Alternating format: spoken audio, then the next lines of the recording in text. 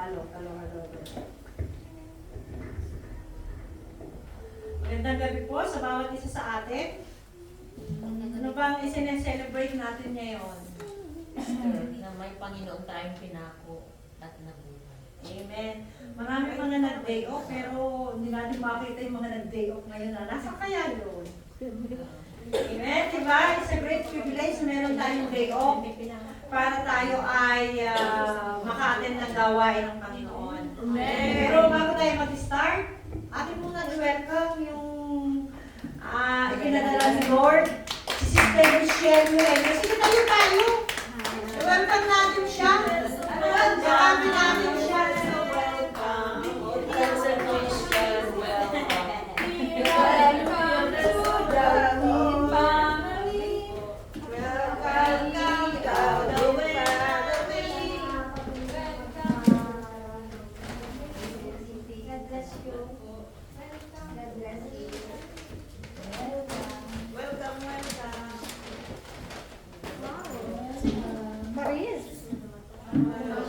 Kapag nakapagdala tayo ng isang kaluluwa sa Panginoon, may reward tayo sa Lord. Amen!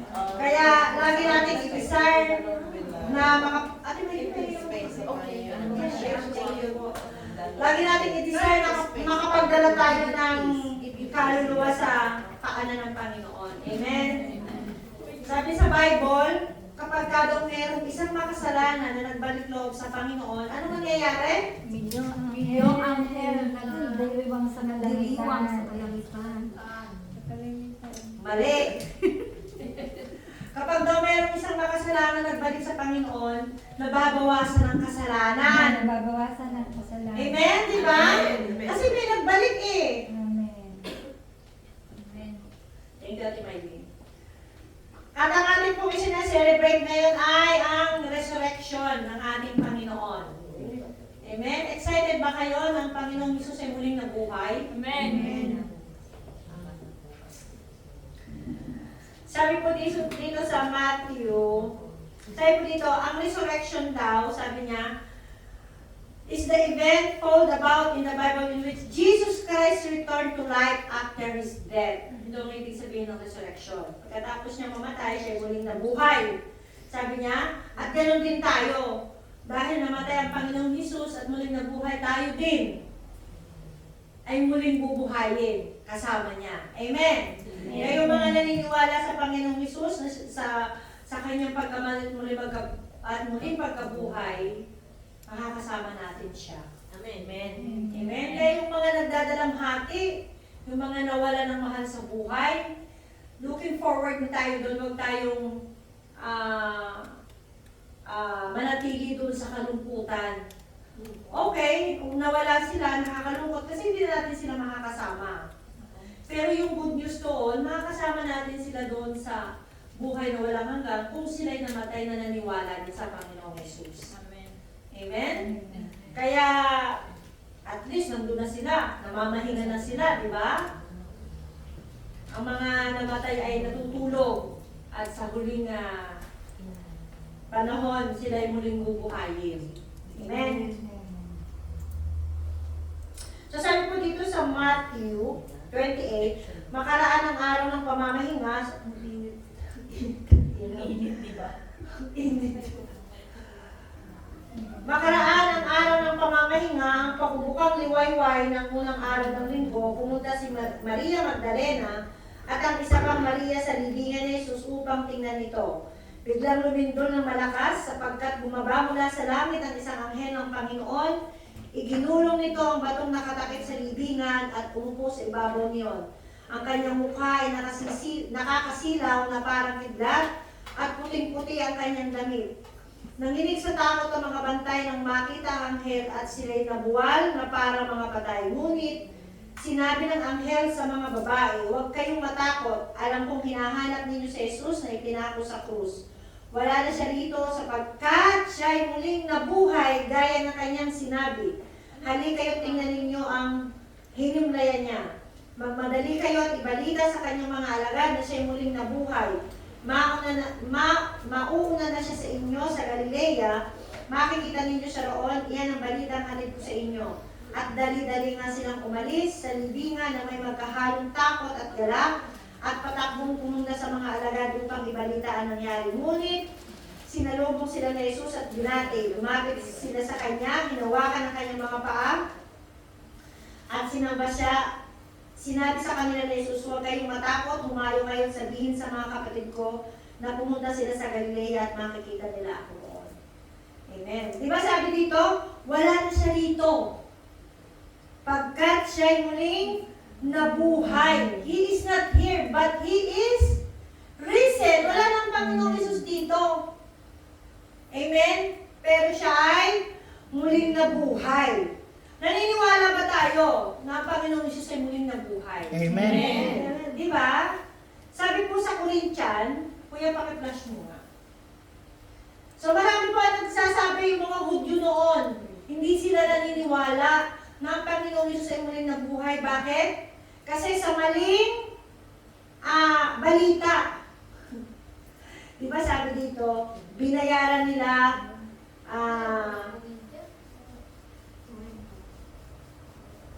sinuhulan nila yung mga bantay para sabihin na si Jesus ay hindi muling nabuhay. Kaya hanggang ngayon, yun ang pinaniniwalaan ng mga Hudyo. Sabi po dito, pagkalis ng mga babae ay pumunta sa lungsod ng ilan sa mga kawal na nagbabantay sa libingan at sinalaysay sa mga punong pari ang buong pangyayari. Nakipagpulong naman ang mga punong pari sa mga pinuno ng bayan at nagkasundo silang suhulan ng malaki ang mga kawal. At ang mga ito ay inutusan nilang ganito ang ipamalita. Habang natutulog kami kagabi, dumating ang mga alagad ni Jesus na ninakaw ang kanyang bangkay. Sinabi pa nila, huwag kayong mag-alala kung makarating man ito sa gobernador, kami ang bahala sa inyo. Tinanggap ng mga bantay ang suhol at ganoon nga ang kanilang ginawa. Kaya magpahanggang ngayon, ito pa rin ang ipinamamalita sa mga Hudyo. Kaya mga Hudyo hindi naniniwala kasi mayroong mga nagsuhol doon sa mga bantay. At sinasabi nila na hindi nabuhay ang Panginoong Jesus. Kaya kung makikita natin, di ba, nakakalungkot kasi yung makikita natin sa Facebook, mayroong mga nagpipilitensya doon sa Pilipinas, pero nakakasira sa imahe ng Panginoon. Alam niyo kung bakit? May napanood ako doon na dalawa na habang nagpipilitensya, hindi na siguro kaya yung sakit ng paghampas sa kanya, nagwala na. Pinagsusuntok yung mga kumahampas sa kanya. Di ba? Kasiraan ganun ba ang Panginoong Jesus? Hindi ganun ang Panginoong Jesus nung time na dala-dala niya yung cross. Na habang siya ay hinahampas, hindi ganun ang Panginoon, hindi siya nagwala. Hindi siya nanuntok. Di ba? Tiniis niya yung hirap. Imagine mo yung layo ng pinagbuhatan niya ng cross. Di ba? Yung sino nakarating na sa Jerusalem? Di ba doon sa Jerusalem ay ang aakitan doon ay merong first, yung unang pagkadapa. Eh hanggang yun, hanggang ilang station yun, hanggang doon sa taas. Tapos ang Panginoong Jesus ay karga-karga niya yung cross. Imagine mo yung bigat na yun ng cross, yung bigat ng kasalanan natin. Amen? Eh dapat mabuhay sa puso natin yung ginawa ng Panginoong Jesus doon sa cross. Imagine mo yung kasalanan natin, yung bigat ng kasalanan natin na dinala ng Panginoong Jesus. Iniligtas niya tayo sa lahat ng kasalanan. Inalis niya ang lahat ng ating mga kahihiyan. Pagkatapos tayo, patuloy tayong gumagawa ng kahihiyan. Yung kasalanan, yun ay kahihiyan.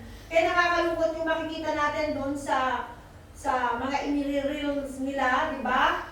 Sa mga TikTok, na buhat-buhat nila yung sobrang, yung iba naman, ang ginawa ba naman ay tinalian. Nakalagay doon yan, paghihiganti ng iyong kaaway. Kakalungkot, hindi naman ganun ang ibig sabihin. Tinapos na ng Panginoong Jesus ang lahat. Bakit kailangan mo mag-penitensya pa ulit? Bakit kailangan mo magpahampas? Hindi nun tayo maililigtas sa mga kasalanan natin. Sabi sa Romans 10:9, anong sabi doon? Kailangan tanggapin natin ang Panginoong Jesus. Panampalataya natin siya na siya'y namatay at muling nabuhay. Amen? Yung pananampalataya natin ang magliligtas sa atin. Sila nananampalataya na kapag ginawa nila yon na sila nagpinitensya, sila maliligtas. Nakakalungkot kasi yung isang nakita ko, grabe yung sugat sa likod. Imagine mo yun, hanggang kailan mo titiisin yung sugat na yung bago gumaling. Di ba? Kaya anong dapat natin gawin? Kailangan natin may paliwanag sa kanila na tinapusan ng Panginoong Hesus. Yung mga naka-assign dyan. Sino mga naka-assign? Sa May 2. Meron tayong 7 last word. Isubmit nyo sa akin sa next Friday yung mga exhortation ninyo, yung mag-exhort ng 7 last word. Isubmit nyo sa akin. Babasahin ko muna, tapos sasabihin ko sa inyo kung approve o hindi. Amen? Late ang ating 7 last word kasi ayoko naman kayong biglain, kaya binigyan ko kayo ng 2 weeks para makapag-prepare. Sa Friday kasi wala si Pastor Alan na mag-preach. Kaya meron kayong 2 weeks para mag-meditate at maggawa ng exhortation. Exhortation lang yun hindi preaching. 10 minutes. Kaya Kuya Edison, maglagay ka dyan ng timer. Pagka 10 minutes na, 8 minutes pa lang, isang bang, 9 minutes, bang sa 10 minutes, tatlo. 1, 2, 3. Ibig sabihin, tapos na yun. Parang Miss Philippines. Whether you finish or no, tapusin mo talaga yan, bababa ka kasi may mga kasunod ka pa. Amen? Alam niyo, kapag gano'n, unti-unti tayo ay matututo. Matututo tayong tumayo, matututo tayong gumawa ng exhortation natin. Amen? Kaya, ano kaya ang mangyayari sa atin kung hindi nag-resurrect ang Panginoong Hesus? Ito, maganda ito. Itong sa Corinto. Ang sabi dito, yung mga taga-Corinto, sabi niya, sa Corinto 15, sapagkat ibinigay ko sa inyo itong pinakamahalagang, Kuya 12. Sa 12 tayo. 12. Corinthians 12? Okay. Pababa. 12 pababa. Itaas mo na lang siya. Hindi, ano lang po yan.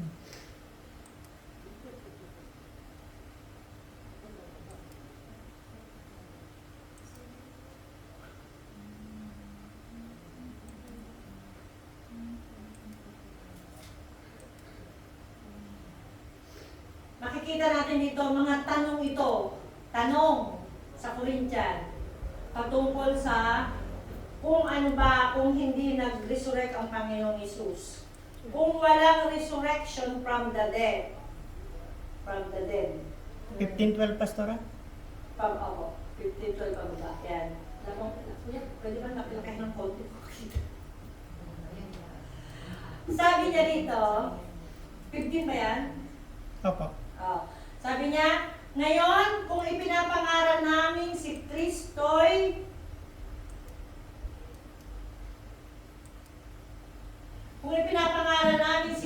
muling nabuhay, bakit sinasabi ng ilan sa inyo na hindi bubuhayin muli ang mga patay? So, anong ibig sabihin? Yung mga ipinapangaral natin ay walang kabuluhan. Amen? Kung ipinapangaral na si Kristo muling nabuhay, bakit sinasabi ng ilan sa inyo na hindi bubuhayin muli ang mga patay? 13, kuya. Di ba, ang ganda-ganda ng tanong? Iyan mo na yan, yun na lang ganyan. Kung totoo iyan, lilitaw na hindi muling buhay si Kristo. Di ba? Kung hindi nga naman siya muling binuhay. 14.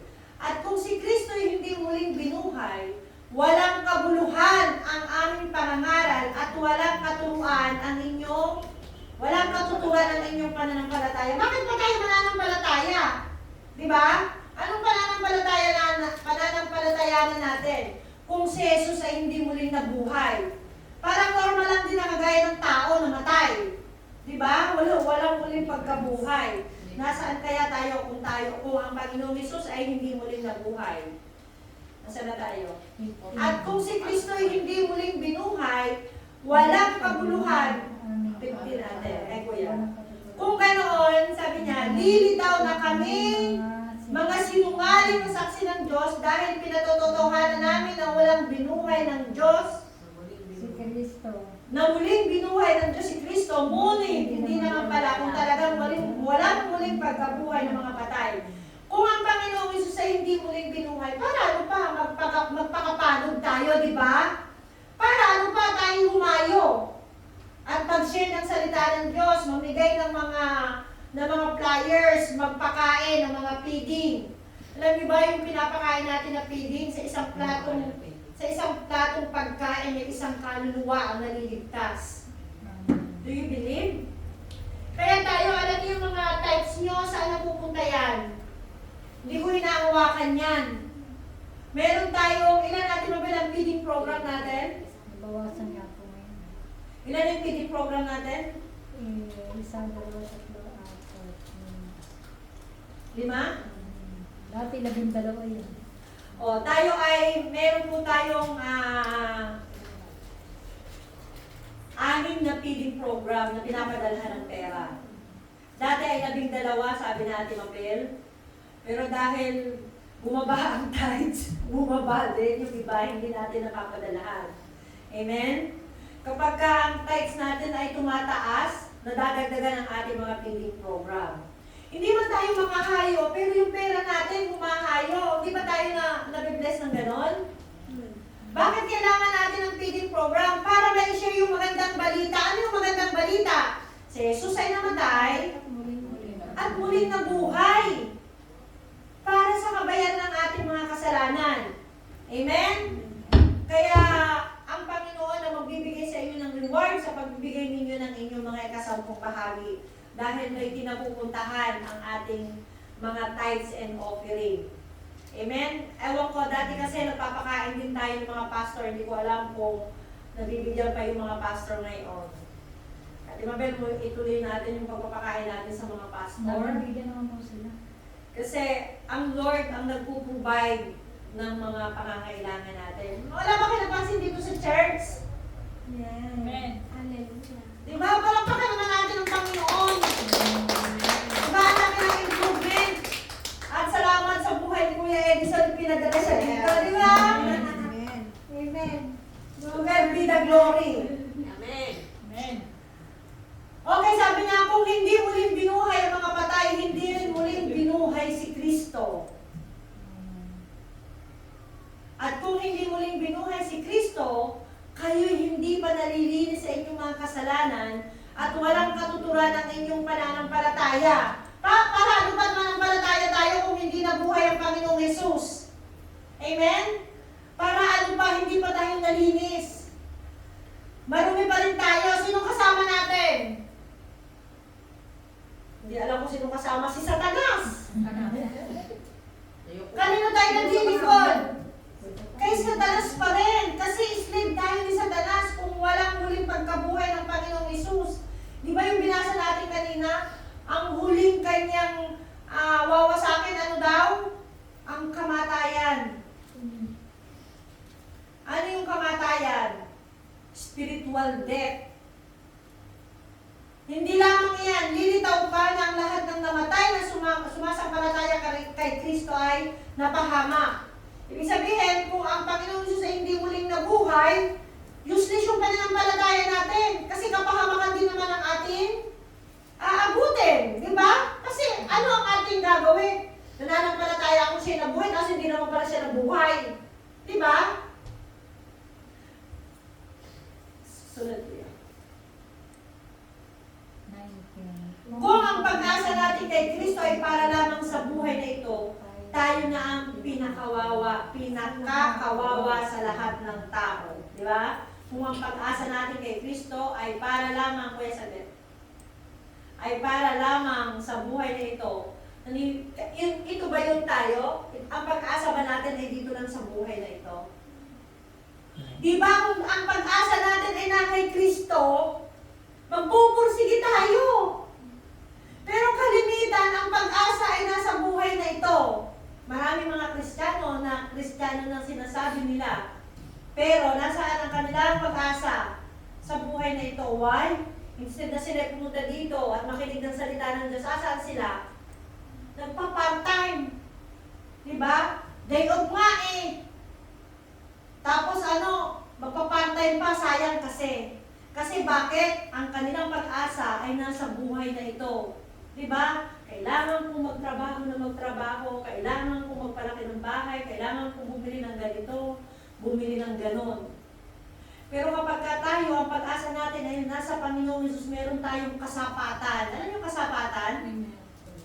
Diba? May Contentment. kontento tayo sa kung ano yung meron tayo at ipagpapasalamat natin sa Panginoong Jesus yun. Diba? Magbibigyan tayo ng time sa Panginoon.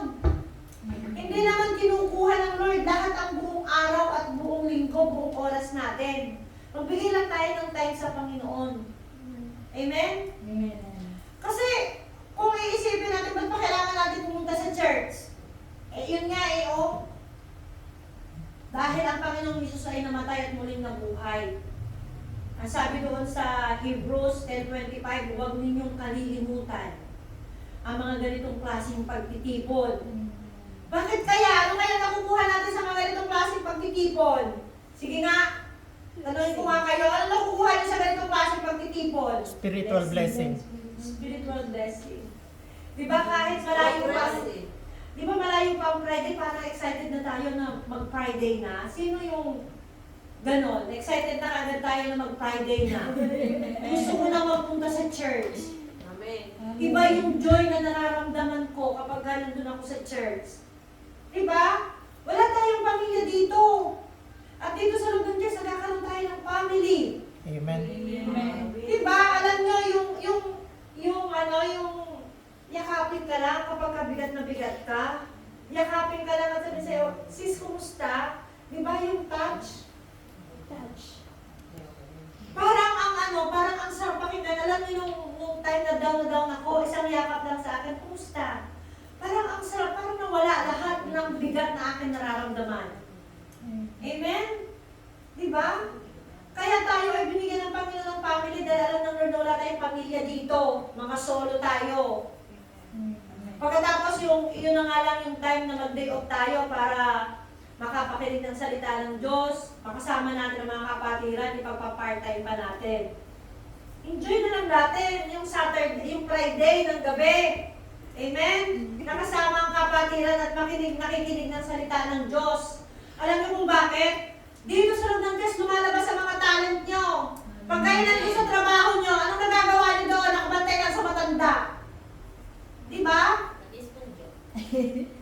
Nagdudot-dot. Diba? Dito sa loob ng church na-exercise yung mga tao. Tingnan, naglalabasan yung mga hindi marunong kumanta. Natututong kumanta. Amen? Yung mga hindi marunong sa instrument na yung July, ready na mag-aral ng instrument. Amen. Diba? Dati walang kabuhay-buhay dito. Ngayon ang mga backup natin, may mga uniform pa. Amen. Diba? God. Tapos lagi excited, sister din, pumunta pa kung saan kanina dahil may hinahanap siya para doon sa isusuot. Ewan ko kung ano yung hinahanap niya na ilalagay sa pagsusuot ng backup. Diba? Excited? Diba? Si Sister Janeline ay hindi nagde-day off, pero lagi nandito. Amen. Lagi may pinirepare na kanta para haranahin ang Panginoon. Amen. Ito na nga lang yung time natin na makapag-relax.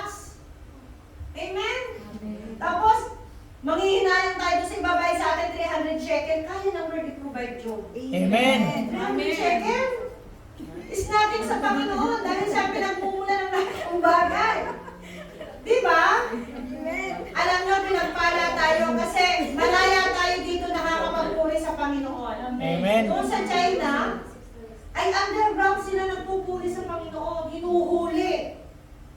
Doon sa Saudi, bawal doon.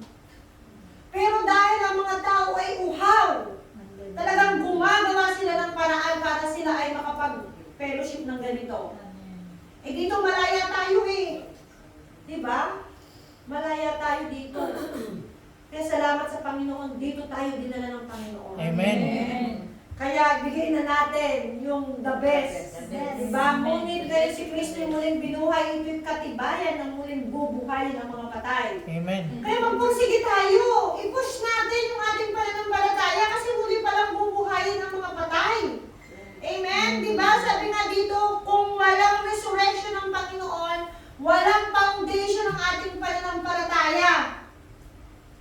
pa tayo mananampalataya, si Jesus naman pala hindi nabuhay. Di ba? Kung walang resurrection, bali wala ang ating pananampalataya. Sabi nga doon, our faith is in vain. Di ba? Kung walang resurrection, yung ating mga ginagawang pag-share ng Word of God is useless. Anong i-share natin kung hindi namatay at muling nabuhay ang Panginoon? Anong i-share natin? Hoy, alam mo, ang sabi doon sa ikaw ay pagpapalain. Di ba? Puro na lamang pera, pera, pera. Hindi yun. Ang magandang balita ay ang Panginoong Diyos ay namatay at muling nabuhay. Bakit sa muling nabuhay? Para tayo ay magkaroon din ng buhay. Amen? Ano ba? Sabi niya, kung walang resurrection, we are false witness. No forgiveness. Di ba? Kung walang resurrection, walang kapatawaran ng kasalanan, wala tayong kinabukasan, walang buhay na walang hanggan. Amen? Puro baso. Sabi niya, yung dating pagmamahal natin ay mawawala forever. Hindi tayo marunong magmahal kasi wala namang resurrection. Okay, baligtad din naman natin. Wow, baligtad. Baligtad din naman natin yung walang foundation, no faith. Yung ating faith is in vain, yung ating preaching is vain. Baligtad rin natin. Gawin naman nating kabaligtaran, sabi niya. Ano ang mabe-benefit natin? Ano ang makukuha natin? O ano ang naidudulot ng resurrection sa ating buhay? Ano yung una? Sabi niya, we are forgiven for our sin. Amen. Amen. Diba? If there is no forgiveness of our sin, yun, doon. Diba? Wala, mapupunta tayo doon sa impyerno. Sabi po sa 1 Corinthians, nandiyan ba? 1 Corinthians 15:3. Sabi nyo sa 1 Corinthians 15:3. Yan po. Sabi niya, sapagkat ibinigay ko sa inyo itong pinakamahalagang katuruan na tinanggap ko rin. Si Kristo ay namatay dahil sa ating mga kasalanan bilang katuparan sa sinasabi sa kasulatan. Amen? Di ba sabi niya doon, we are forgiven for our sin. Yun na yung pinakamahalagang katuruan na tinanggap natin. Huwag natin kakalimutan yun pinakamahalagang katuruan na tinanggap natin, siya ay, sabi niya, namatay dahil sa ating kasalanan. At hindi lamang yung kasalanan natin ngayon ang pinatawad. Yung kasalanan na minana natin sa ating mga ninuno, kay Eva at kay Adan, doon nagmula ang kasalanan. At yun ay pinatawad sa pamamagitan ng ginawa ng Panginoon doon sa cross. Kung walang pagtapon ng dugo, walang kapatawaran ng ating kasalanan. Amen? Ano pa yung sumunod? Sabi niya sa Romans 4:25, sabi niya, kaya pa kayo naman sa Romans. Wala akong Romans. Romans 4:25. Wala? Wala akong pinili. Hindi niya isulat. Sabi sa Romans 4:25, siya'y ipinapatay dahil sa ating mga kasalanan at muling binuhay upang tayo'y makawalang sala. Diba? Kaya siya ay muling binuhay. Para sa atin yun. Tapos tayo, hindi tayo makapagbigay ng oras sa Panginoon. Bakit ang mga tao hindi ma-appreciate yung ginawa ni Jesus doon sa cross? To God be the glory sa lahat ng mga nandito. Amen. Dahil ninanamnam ninyo yung ginawa ng Panginoon. Amen? Amen. Sabi niya doon, siya'y ipinapatay dahil sa ating mga kasalanan at muling binuhay upang tayo'y mapawalang sala. Kaya ipamalita natin, hoy, ang Panginoong Isus pala namatay dahil sa ating mga kasalanan. At siya pala muling binuhay para tayo'y magkaroon din ng buhay na walang hanggan. Para mapawalang sala yung lahat ng kasalanan ginagawa natin. Lahat ng mga minanang kasalanan natin. Pero kapag tayo humingi ng tawad sa Panginoon, huwag na tayong bumalik doon sa kasalanan. Amen? Magpursige tayo. I-pursue natin yung kaligtasan na ibinigay sa atin ng Panginoon. Yung kaligtasan, yung pagpapawalang sala sa atin. Amen? Pagpursigihan natin yun. Hanggang sa tayo sumurrender sa Lord. Amen?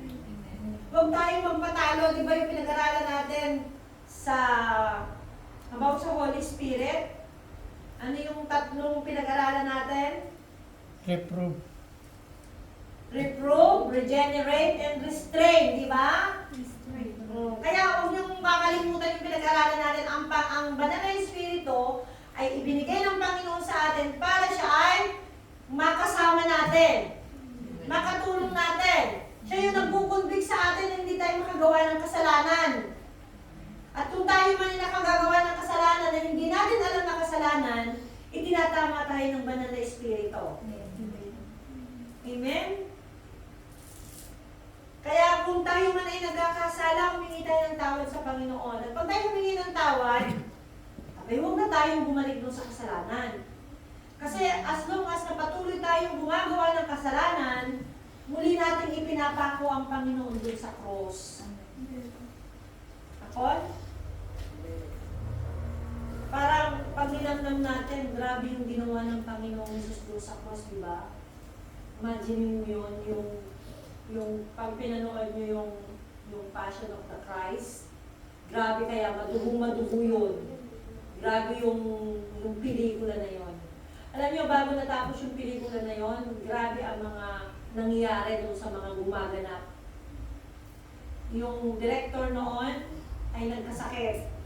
Yung gumanap ng Jesus Christ ay nagkasakit, nakailang palit sila nang gaganap kay Jesus Christ. Kasi grabe yung mga nangyari. Para lamang, alam nyo yun, na-born na din kaya doon yung director. Sino yun? Hindi ko kasi pinanood yun. Sino yung director ng ng Passion of the Christ? Artista yun eh, nakalimutan ko ang pangalan. Alam niyo na, inalaw ng Panginoon yun, ang daming nabuborn again kapag napapanood yun. Mel Gibson. Mel Gibson. Bilang gumanap. Siya ang gumanap. No, siya ang hindi siya ang gumanap, siya ang director ng Passion of the Christ. At bago niya natapos yun, grabe ang nagkasakit siya. Nakatatlong palit yun ng gumanap na Jesus Christ. At sa dami na, alam nyo, bawat mga nanonood doon, napakarami ng mga nabuborn again. Kasi alam nyo, pag pinanood nyo yun, parang tunay na nangyari na, parang nandun ka sa sitwasyon. Madugo. Imagine mo habang pinapanood mo, iiyak ka talaga. Kasi makikita mo doon kung ano ang paghihirap na dinaanan ng Panginoong Hesus. Bakit? Dahil sa ating kasalanan. And then tayo ng mga tao, wala pa rin tigil sa paggawa ng kasalanan. Sila mo, pag lumabas tayo dyan, mag-share tayo doon sa mga unbeliever. Tawanan lang tayo, hindi tayo papansinin. Samantalang ang ginagawa natin ay para lamang sa kanila, para sila ay maligtas, di ba?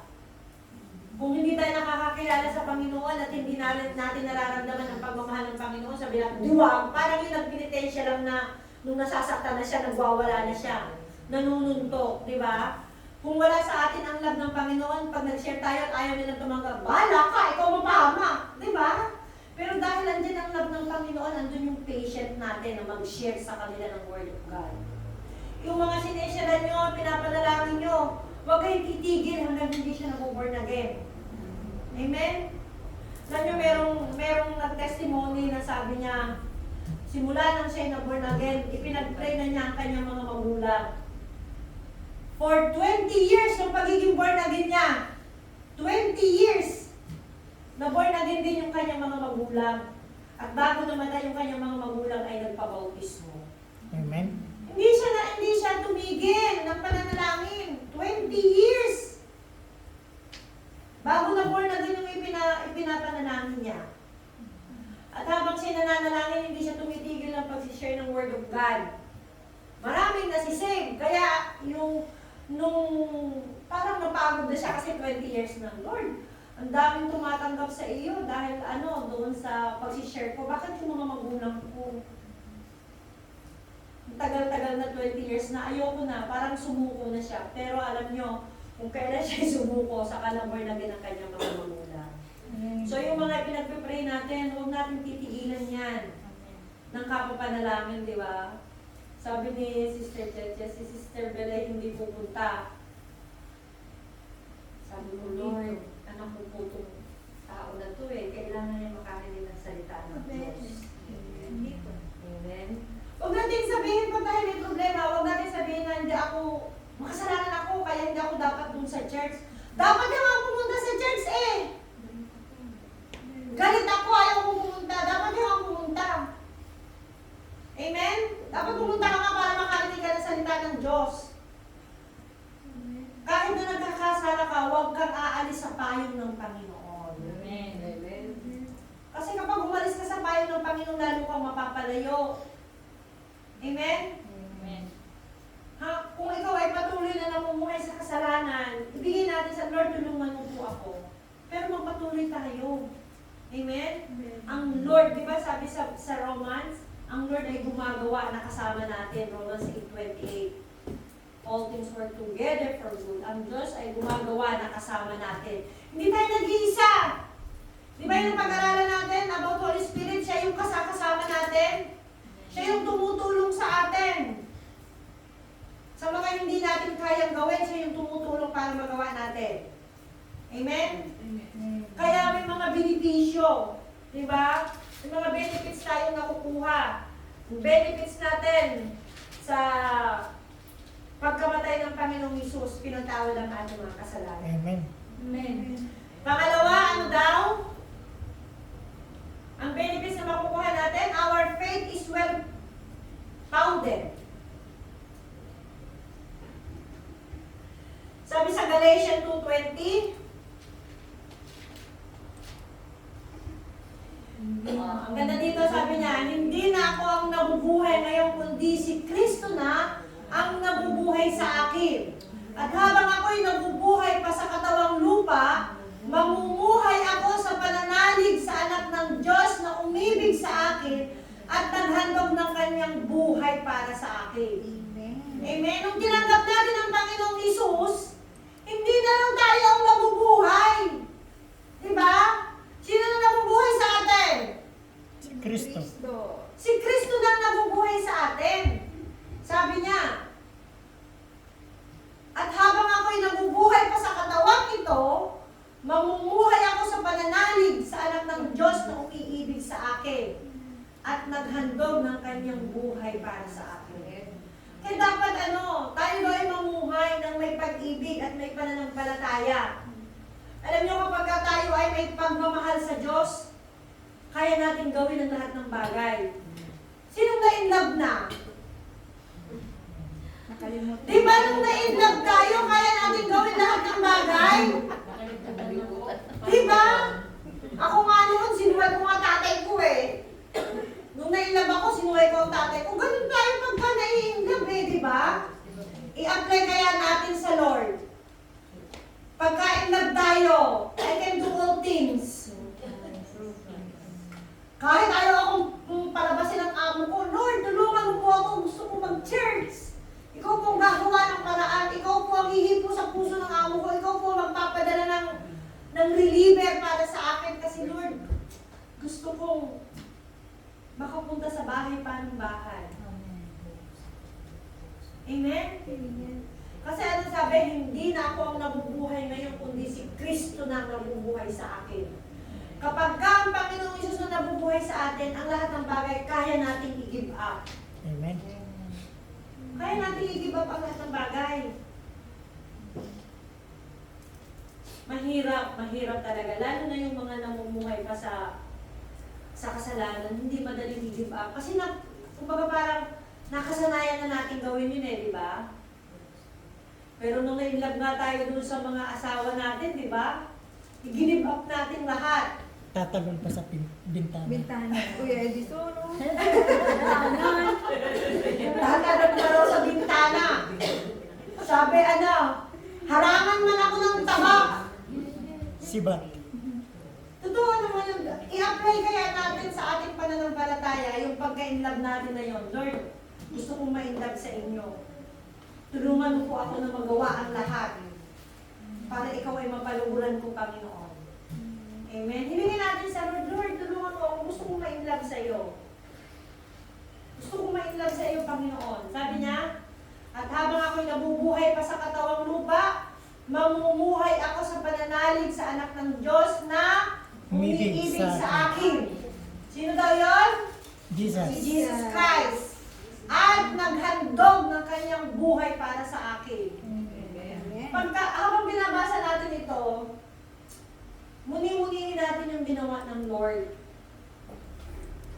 Huwag natin isipin na hindi naman siya nasaktan sa lahat ng ginawa niya kasi Diyos siya. Tandaan natin mga kapatid, nung time na nangyari yan, na siya ipinako sa krus, yung nararamdaman nating pain kapag tayo ay nasaktan, kinurot, nasubatan, yun din ang nararamdaman ng Panginoong Hesus. Why? Dahil siya ay 100% man. Nung time na yon na siya ay ipinako doon sa cross. Kaya yung lahat ng pain, di ba halos maubos na yung kanyang hininga sa sobrang sakit. Kaya nga nandun na yung agony niya, di ba sabi niya, Father, why you forsaken me? Sino naka-assign doon? Father, bakit mo ko pinabayaan? Kasi nung time na yon na siya ay naghihirap ang kanyang kalooban, siya ay nasa katawang tao. Hirap siya, pagod na siya, sobrang sakit. Imagine mo yung mga latay na natanggap niya, di ba yung mga nagpipilitay siya, nakita nyo? Wala yung sakaling kinga ng ginawa kay Jesus. Dahil nung time na yun, habang siya hinahampas, yung ginagamit sa kanya parang bilog na bola, na bawat tinig noon, ay meron yung parang angkla, yung pako niya nakaganyan. Imaginin mo yun, pag humampas sa'yo yun, pag hinilang ganyan, dala yung laman mo. Eh, kainitan ng araw. Diba? Habang ikaw ay naglalakad, ganon. Diba? Pagod na siya, uhaw siya. Kasi nandun siya sa physical body nung time na yun. Pagkatapos nung siya ay ipinako doon sa cross, diba? Sabi niya na ako'y nauuhaw. Instead na tubig na malinis ang ipainom, ano ipinainom sa kanya? Binigang, tayo kaya yun, painumin ng suka. Diba? Kaya mga kapatid, namnamin natin yung ginawa ng Panginoon sa ating buhay para tayo ay magkaroon ng transformation sa ating buhay. Namnamin natin. Imaginin mo yung inilagay sa kanyang ulo na tinik. Mga kapatid, ilang centimeter ang haba ng tinik na yon na ginawang yung corona. Nung isinampak sa kanyang ganyan, di ba, tumusok yung mga tinik doon sa kanyang anit at tumabon yung dugo. Gaano kasakit yun? And then patuloy tayong gumagawa ng kasalanan. Patuloy nating sinasaktan ng Panginoong Hesus sa bawat kasalanan na ating ginagawa, sa bawat pagtalikod natin sa Panginoon, sa bawat pag-disobey natin sa Panginoon. Patuloy natin siyang pinapahirapan. Patuloy natin siyang ipinapako sa krus. Habang tayo nagdi-disobey, habang hindi natin siya sinusunod, patuloy natin siyang pinapahirapan. Ibinabalik natin yung lahat ng hirap na ginawa niya. Muli natin siyang ipinapako dun sa krus. Kasi pinagtagumpayan niya na eh. Diba? It is finished. Sabi doon. Tapos na. Tinapos na ng Panginoon ang lahat. So tayo na mga tumanggap sa Panginoon, tayo na nakakaunawa, na tayo ay nabubuhay para sa Kanya, huwag na natin dagdagan yung mga pain ng Panginoon. Amen? Ituwid na natin yung ating pamumuhay. Iwanan natin ang kasalanan. Amen? Kasi habang tayo nabubuhay sa kasalanan, nasasaktan ng Panginoon. Why? Bakit nasasaktan ng Panginoon? Hindi niya tayo makakasama. Paano pag dumating ang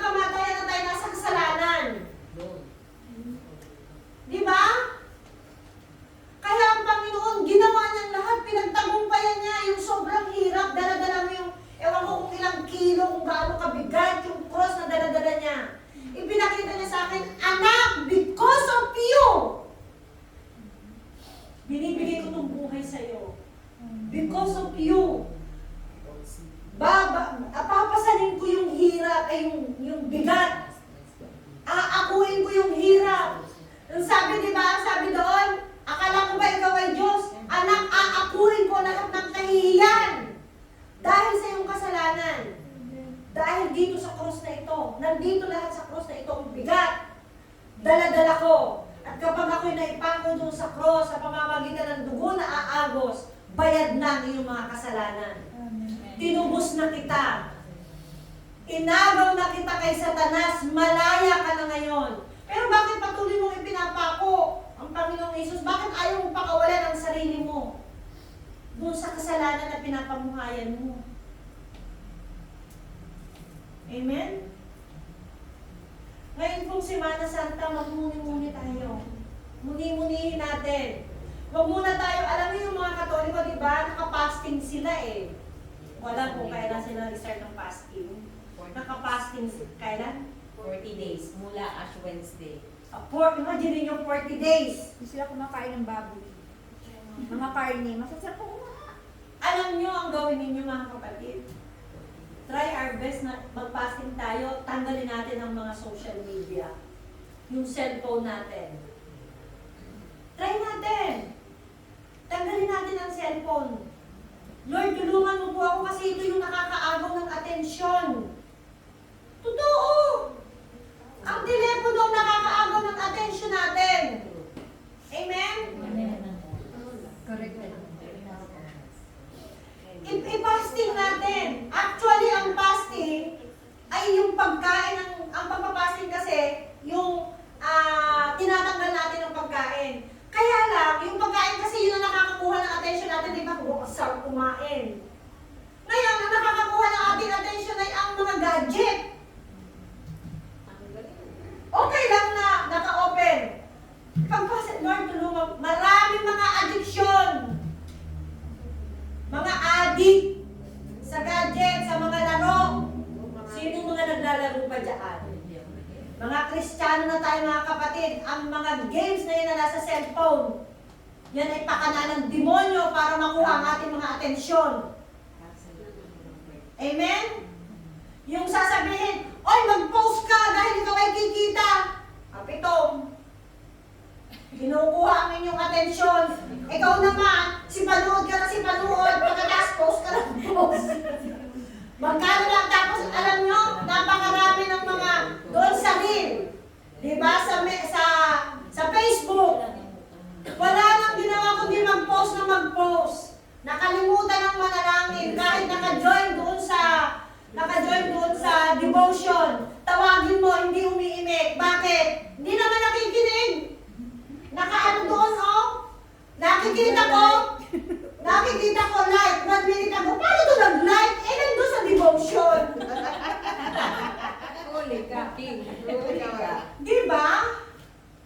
Kaya pagka nag-ano ako, kaya ang ginagawa ko pagka nagtuturo ako, nagtatawag ako, ano naiintindihan mo? Kasi nakikita ko sa Facebook, nagla-like 2 minutes ago. Ibig sabihin, habang ako nagdadagandal, ay nagpe-Facebook. Multitasking yung gusto. Multitasking yung puso. Bye. Alam niyo mga kapatid, ang hirap kaya magturo. Alam mo yung mag-aaral ka, hahanapin yung mga Bible verse na isi-share mo. Pagkatapos magtuturo ka, yung mga tinuturuan mo, nandoon, 2 minutes ago live. 2 minutes ago post. Ang sakit kaya sa dibdib. At saka yung nandito kayo sa pulpito, nakikita niyo lahat ng ginagawa dyan, oh. Tumayo kayo dito, tingnan nyo. Yan, mag-ano kayo, mag-share kayo, exhortation ng 7 last word. Tingnan ko lang, ako magdadadaldal ako doon habang nagdadadaldal kayo dito. Ibalik ko naman sa inyo, kahit wala akong kausap, magdadadaldal ako, hoy, alam mo ba? Yung nag-preach doon, wala nang pakialam yan. Tingnan ko kung hindi kayo ma-distract, nakaka-distract. Kaya pagka tayo, bigyan natin ng time ang Lord kasi 45 minutes lang naman. Bigyan natin ng time ang Lord, makinig tayo. Kasi ang Lord ay kumikilos. Amen? One word can change your life forever. Amen. Amen. Kahit sa mga devotion natin, tawag lang ako ng tawag. Basa! Hindi ko na kung naririnig o busy lang talaga. Sa susunod na devotion natin, ipapa-open ko talaga yung camera. Yung ayaw mag-open, ikaw ang mag-share. Hindi mo pwedeng mabasa ka lang, i-explain mo.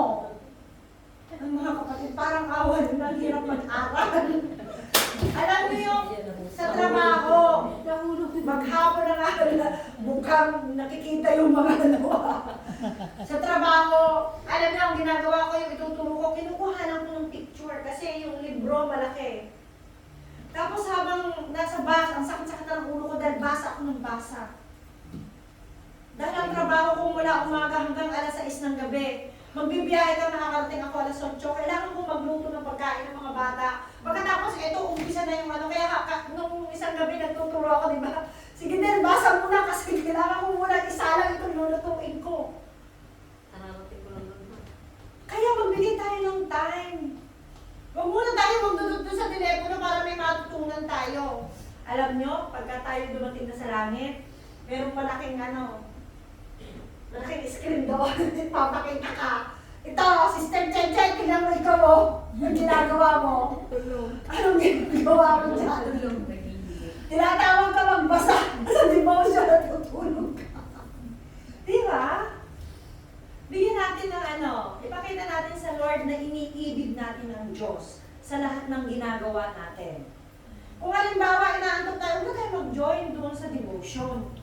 Kasi useless lang naman eh. Tatawagin ka na tatawagin, sakit tayo ng bibig sa katatawag. Di ba, men? Ikaw na! Di ba? Tulog. Tapos, magpe-pray, ang lakas-lakas maghilig. Kaya lalo sa umaga. Alam niyo ang ginagawa ko sa umaga? Kahit ako napasok. Nagigising ako sa umaga ng alas 3. Ang ginagawa ko, pag gising ko ng umaga, di ba, iihi. Pagka ihi ko, magtututbrush na ako. Pagka tutbrush ko, inom ako ng hot water, tapos magkakape ako. Pagkatapos ko noon, pag naubos ko, kanta na ako ng kanta, nag-worship ako sa Panginoon. After ko mag-worship, magbabasa ako. Pag nakita kong alas 5 na, wala na akong magawa pag alas 5 na. Kaya nagigising ako 3 o'clock. Kasi pag 5 o'clock, parang pakiramdam ko, parang wala na akong time. Ba't mo? Kasi imagine mo yan na mag-worship ka. Hindi ka naman magpe-pray na basta lang tatatatata. Di ba worship mo muna ang Lord? Eh bago mo pa maramdaman yung presence niya, di ba? Dahil parang antok-antok ka pa. Di ba? Kaya 5 o'clock, nagmamadali na ako mag-pray noon. Parang 20 minutes lang. Minsan nga 5 minutes lang pag 5 o'clock na. Kasi ang dami kong gagawin. Dahil 7:30, kailangan ko na lumabas ng bahay. Kaya 3 o'clock o 3:30, doon ako gumigising. Naka-alarm na yung aking sarili. Nagigising na akong pusa. Doon yung lahat ng ginagawa ko na dapat gawin, doon ko ginagawa. Yung magawa ng sermon. Kasi pagkarating ko ng gabi, pagod ako eh. Walang pumapasok sa isip ko. Ang gusto ko matutulog ako. Kaya pagka nagtuturo ako, please makinig lang kayo kasi nagigising ako doon. Kaya hindi ako nag-join sa inyo sa devotion kasi 3 o'clock gumigising na ako. Para hindi tayo antukin sa devotion natin, mag-toothbrush na kaagad tayo muna tayo sa kama. Alam niyo si Bong sa akin, pagka nagbabasa siya ng Bible, nakaluhod. Kasi pag hindi siya nakaluhod, inaantok. Kaya sabi niya, nung bago pa lang siya, tapos ang kanyang binabasa, King James. Di ba hirap ng King James? Sabi niya, ayaw niya ng ibang translation. Gusto niya King James. Tapos nakaluhod siya. Alam niyo kung bakit? Kasi kaya King James ang binabasa niya, nami-meditate niya. Uulit-ulitin niya yung binabasa niya para maunawaan. Ang tawag doon meditation, para maunawaan mo, basahin mo paulit-ulit. Ay, syempre pag King James, they do, ano ba ang ibig sabihin nito? Ulitin ko nga ulit. Hindi mo ba rin maintindihan? Ulitin ko ulit yung binasa ko hanggang magkaroon na ng revelation ng Panginoon. Amen? Nagkakaroon ng revelation pag paulit-ulit natin binabasa. Okay, sabi niya, kung wala daw resurrection, sabi niya, we have eternal life. Diba? Yung benepisyo na nakukuha natin sa pagkamatay ng Panginoong Jesus, nagkaroon tayo ng eternal life. Sabi sa John 11:25 and 26, anong sabi dito? Sinabi niya, ako nagbibigay. Okay, sabi ni Jesus dito, sinabi sa kanya ni Jesus, ako ang nagbibigay buhay at muling pagkabuhay. Ang sino mang sumasampalataya sa akin kahit mamatay ay muling mabubuhay. At sino mang nabubuhay at sumasampalataya sa akin ay hindi mamamatay kailanman. Kaya, di ba? Nagkaroon tayo dahil sa kanyang pagmamatay at muling pagkabuhay, nagkaroon tayo ng buhay na walang hanggan. Bakit? Dahil siya ang nagbibigay ng buhay. Siya ang buhay at siya ang muling pagkabuhay. Sabi niya, kaya manampalataya tayo sa kanya. Ang sino ang sumasampalataya sa akin, kahit mamatay, ay muling mabubuhay. Kaya huwag tayong huwag tayong malungkot kung ang mga pamilya natin ay namatay. Sabi niya, muling mabubuhay. Muli tayong bubuhay ng Panginoon dahil tayo nananampalataya sa Kanya. Amen? At pag tayo sumalubong doon sa alapaap, dapat nakabihis tayo ng puti. Paano tayo nakakapagbihis ng puti? Dapat maging holy tayo. Amen? Maging holy tayo para makapagsuot tayo ng puti. Paano tayo makakapagsuot ng puti kung hindi tayo holy? Dapat tayo ay blameless pagharap sa Panginoon. At sino mang nabubuhay at sumasampalataya sa akin ay hindi mamamatay kailanman. Amen. Hindi yung itong physical body, hindi yun yung tinutukoy dyan. Ang tinutukoy dyan ay yung ating espiritu na hindi na raw mamamatay kailanman. Amen? Naniniwala ka ba? Amen. Amen. Yun ang tanong doon, naniniwala ka ba? Amen. Last, at sabi niya dito, dahil ang Panginoong Isus ay namatay, tayo din ay dahil ang Panginoong Isus ay nabuhay, tayo din ay mabubuhay na maguli. Sabi niya sa 1 Thessalonians 4:14, sabi niya, dahil naniniwala tayong si Jesus ay namatay at muling nabuhay, naniniwala din tayong bubuhayin ng Diyos ang lahat ng namatay na sumasampalataya kay Jesus upang ayun, kaya pala tayo muling bubuhayin para makasama natin ang Panginoong Isus. Amen? Kaya pag sumikapan natin na tayo ay makasama ng Panginoon, huwag yung puro trabaho. Amen? Maiiwanan natin ang lahat ng yan. Maiiwanan natin. Alam niyo, nung namatay si Jimmy, doon ko nakita na ang lahat ng bagay ay maiiwanan. Hindi nga niya alam kung saan siya inilibing. Diba? Imagine mo lahat ng klase ng mga bisikleta, mga kung ano-ano, mga gadget, meron siya. Meron siyang mga iba-ibang klase ng, doon sa parang aeroplano, drone. Iba-ibang klaseng drone meron siya. Nagalit siya doon sa kapatid niya dahil nagpabili siya ng drone sa Spain ay hindi na umabot. Dahil namatay na siya. Pero nung namatay siya, doon ko nakita nasaan ang lahat ng mga pinagpalit niya kami doon sa lahat ng kaluhuan niya. Diba? Nasaan? Naiwan niya. Kahit nga damit, di niya alam kung anong kulay ng damit ang suot niya. Yung buong buhay niya, in-spend niya sa pagbili ng mga material na bagay. Makapagpapasaya sa kanyang sarili. Doon niya inubos yung kanyang time, yung kanyang effort, yung kanyang buhay. Pero nung siya'y namatay, wala na siyang nadala.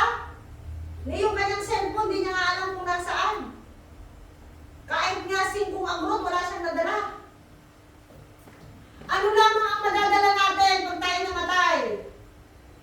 Ang ginagawa natin para sa Panginoon. Itong ginagawa natin ito ang madadala natin. Amen? So, anong dapat natin gawin? Gawin natin makabuluhan ang ating buhay. Diba? Magpatuloy tayo. Imagine mo yung iba kung saan panggaling. Saan panggaling na lugar para lamang makatil ng gawain. Kaya receive your reward from the Lord, yung mga nandito ngayon. May reward ang Panginoon sa inyo. Amen. Amen? May reward. Lahat ng ginagawa natin sa Panginoon because siya yung nagre-reward sa atin. Amen? Kung may ginawa kayo para sa akin, hindi ako magbibigay sa inyo ng reward. Ang Panginoon ang magbibigay sa inyo ng reward. Amen? Hindi ako, yung pala yun. Okay lang ulit. Amen? Lahat ng ginagawa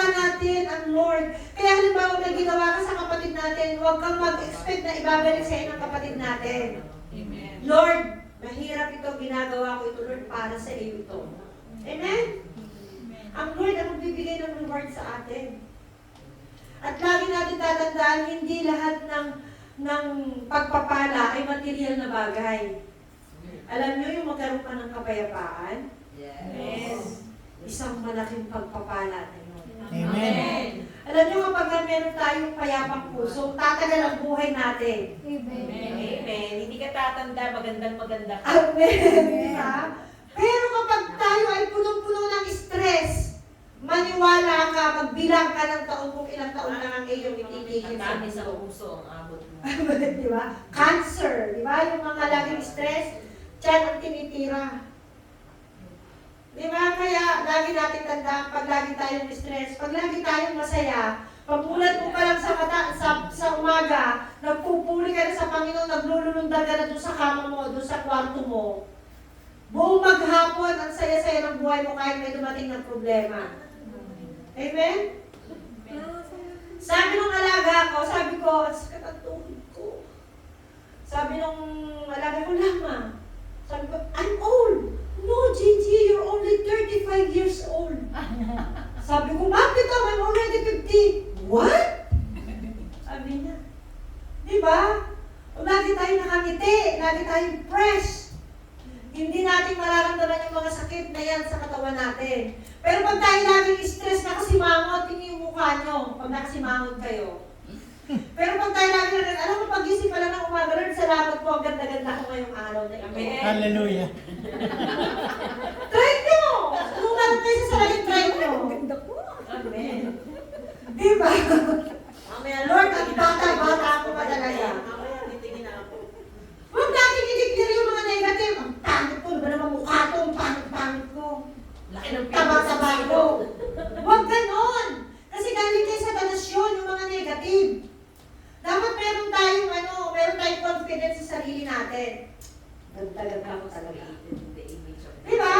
O, di ba? Pagka kumakanta ka rito, ganda talaga ng boses ko. Puro confidence. Amen! So tayo po ay, sa muling pagkabuhay ng Panginoon, tayo ay isasama niya. Tayo ay muli niyang binuhay. Kaya nga nung tayo ay binautismuhan, di ba, yun yung represent na tayo inilibing.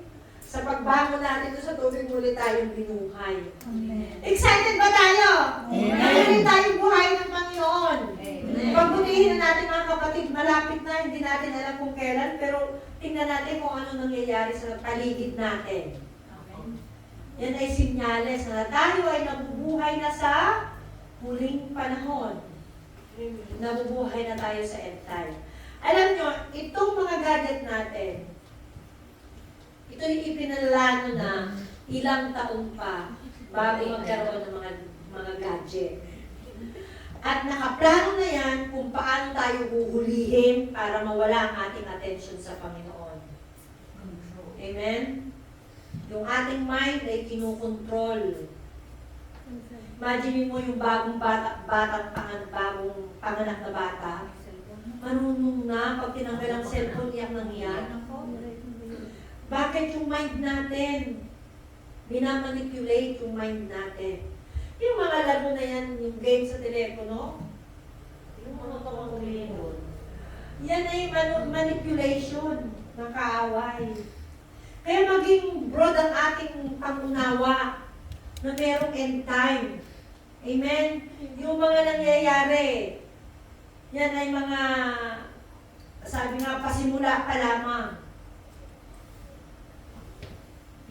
Halos buong mundo nagpapagawa ng train, di ba? Hindi naman sa Israel.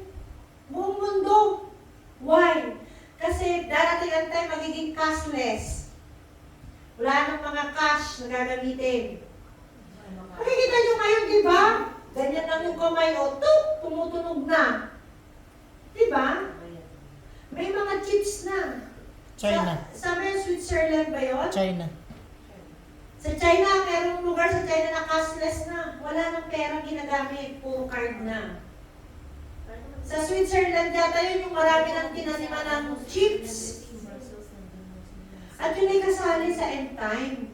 Kaya maging ano tayo, di ba sabi sa Bible, marami ang madideceive. Mga Kristiyano na. Tingnan nyo, marami, mga Kristiyano na. Nasaan sila ngayon? Di ba? Kaya lagi natin hilingin, Panginoon, tulungan mo po ako na ako ay makatagal hanggang wakas. Amen. Sa pananampalataya, Panginoon, na ano man po, Panginoon, ang gawin ng kaaway ay mapagtatagumpay ako dahil ikaw ang tumutulong sa akin. Marami yung mga maluloko ng kaaway sa paanong paraan ginagamit ang mga pinansyal. Diba? Ang dami nangangawala na ngayon sa church. Hindi lang dito. Marami ang nangangawala sa church. Ipinagpapalit. Lagi natin tingnan, looking ahead doon sa kung saan tayo pupunta. Kung wala kang time sa Lord natural, doon ka pupunta sa impyerno. Wala kang time eh. Paano ka papapasukin sa langit kung hindi mo kilala ang Panginoon? Diba? Sabi ni Elisha, Mami, paano ako makakapasok sa langit? Kilala ba ako ng Lord? Aba, ay magpakilala ka, sabi ko sa kanya. Kailangan mong gawin ang dapat gawin para makilala ka ng Panginoon. Kilala ka naman niya eh. Kilala naman tayo ng Lord, di ba?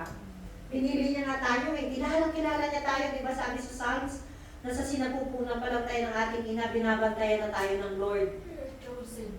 Pero kailangan may gawin tayo. Kagaya ng mga anak natin, kilala natin sila. Di ba? Habang lumalaki, kapag hindi natin sila nagabayan, napapaligaw sila, hindi na natin sila nakikilala. Kasi mali na kanilang ginagawa. Pero nandun pa rin tayo, nakasubaybay pa rin tayo, di ba? So, ganun din ang Lord, nakasubaybay siya sa atin. Pero, nasa sa iyo. Binigyan tayo ng Lord ng freedom, na pumili kung ano kung saan tayo dapat mapunta. Dahil ang Lord ay hindi manipulator. Amen? So, kaya kailangan piliin natin ang tama. Tingnan natin kung anong ginawa ng Panginoon. Hindi lamang dahil sa ngayon ay Semana Santa or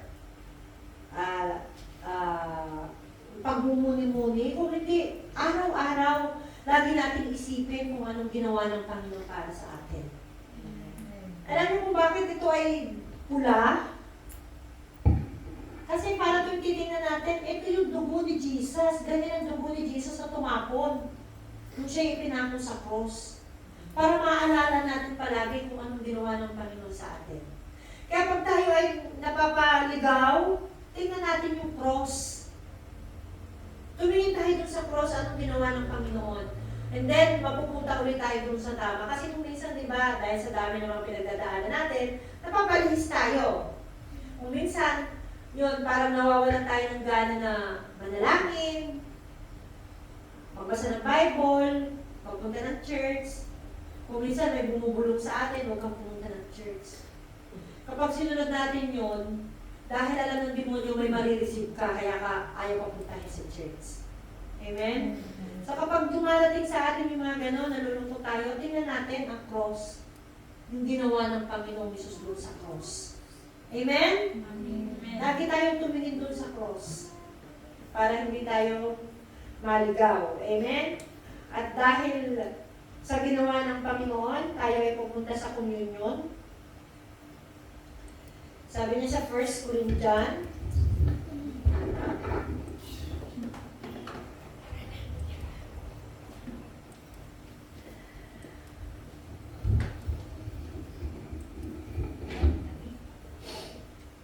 sabi po sa 1 Corinthians 11:25,